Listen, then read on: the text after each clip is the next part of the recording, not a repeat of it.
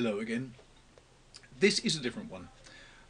Rather than talk about books, even though I've got my latest book just arrived yesterday, doesn't it look nice?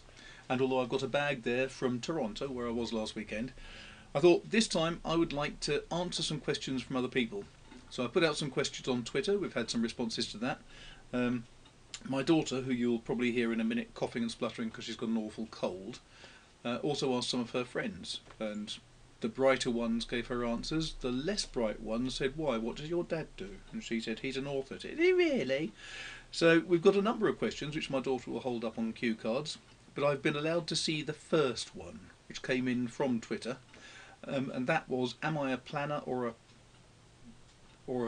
I a plotter or a pantser?" I think was the actual question, which is, do I plot my stories out in detail or do I fly by the seat of the pants? And the short answer is yes, because I do both. My very first book, Last Templar, I remember having sheets and sheets of A0 and A1 paper lying on the floor, and I did a complete flowchart of exactly how the story ought to go. And with most of my books I do tend to have, okay, X is dead, who killed X? Well, A, B, C, D and E were all in the area, so which one could have had the strongest motive? And I'll start to work out a story from that sort of basis. Although most of the books do start from a scene in history, so I'll take something like the Siege of Acre, for example, or the Siege of Calais, and I'll work through from that, and I'll go on the basis of, this is a big event, how can I develop it? But to a large extent I think I tend not to plan to the nth degree, because I think that if I know what direction the story's going in that well, then it makes it a bit too obvious to the reader too. I think it's better to have a mix and match of both.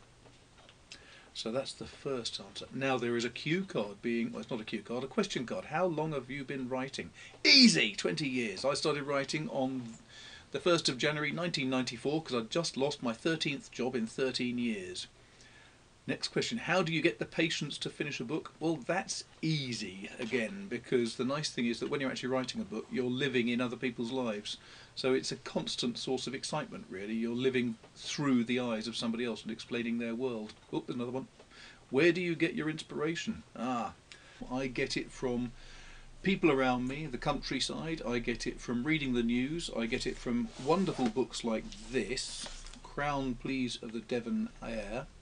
And the nice thing about this book is it gives, in great detail, every single court case over a 10-year period throughout Devon and Cornwall. Wonderful source of material. But the inspiration basically for a murder story, which most of my books tend to be murder stories, is from people around and what sort of motivations they can all have. Did I always want to be a writer? I've always fancied the idea of being a writer, because you sort of get this idea that writers are all multimillionaires. The only trouble is they're not.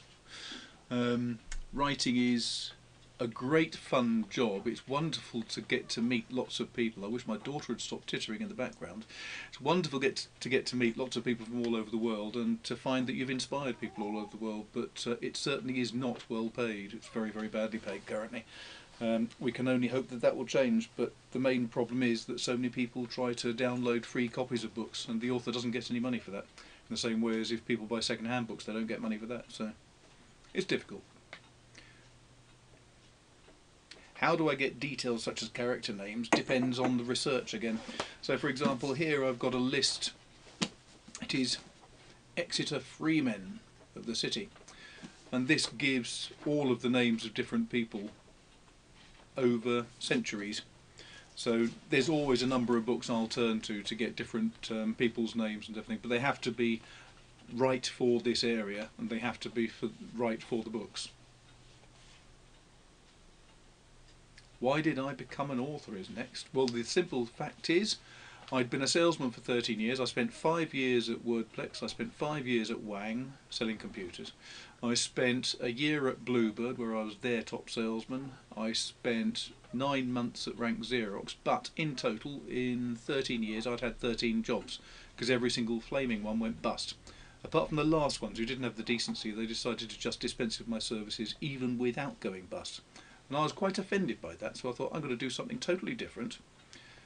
I'll go and be a writer. The main thing was I couldn't think of anything else I could do because I was unqualified. But I did like reading. What are the most exciting events I've been to? Oh wow. One of the most exciting was the first launch of the new James Bond film Casino Royale.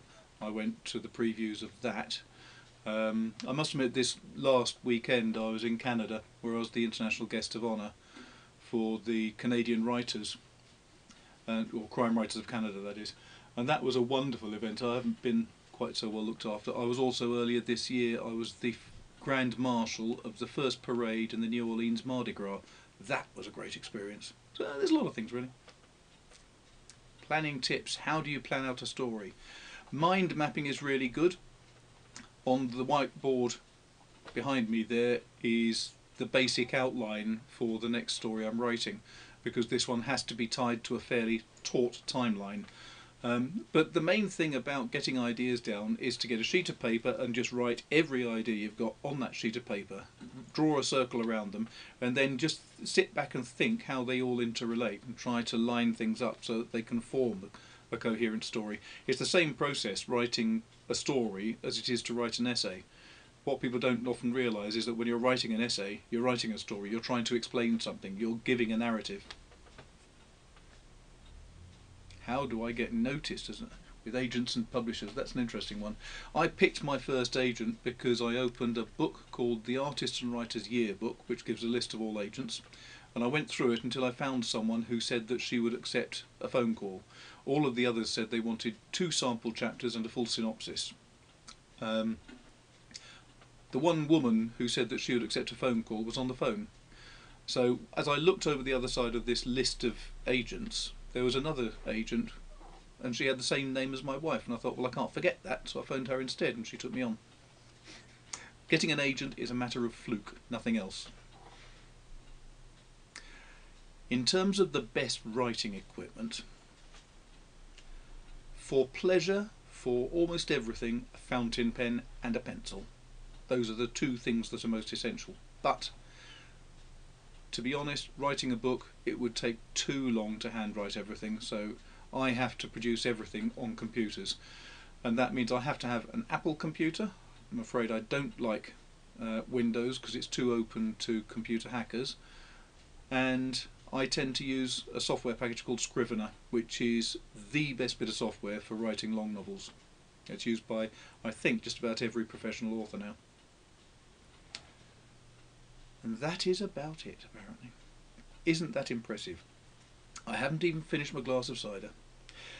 My daughter is pointing to me and saying, don't forget to tell people that would they please like to give a thumbs up to the video, comment on it, subscribe, make it a favourite, share it. And she also says, could you please follow me on other social media? Well, I've got 17,000, 8,000 people following me on Twitter, so you'd be joining a large crowd, but you'd still be very welcome. I've also got an author page on Facebook.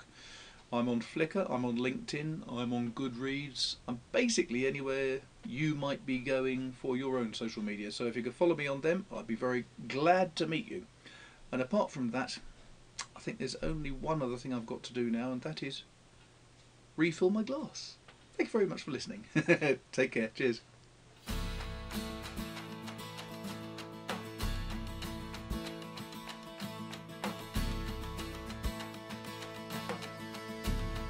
This one's called Squire Throwley's Heir. This book I wrote